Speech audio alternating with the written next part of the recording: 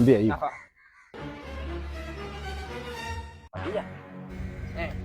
Sasa kila siku. Wewe kati. Ya. Nalikuwa kwa siku moja. Wewe Meli, kitu gani unakitaka? Sinakuuliza.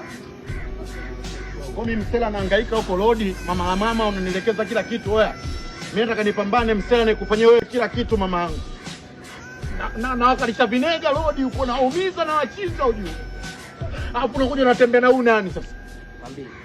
Oh, mume wangu fanya mazoezi, nenda gym toka kitambi. Au huyu nani sasa? Angalia. Ukiomba cha kilo 100 unaibebesha mimi hapa lodi huko. Nafanya mazingira yangu mchumba na kufanya kila kitu yani. Kwa kweli nimeamini mwanangu. Wanawake sio watu wa kuamini kwenye maisha. Yaani bora mimi mwanangu msela ningeenda zangu huko kabla zangu kibila, ningeenda kujifunza kufanya tama zingine au engineering.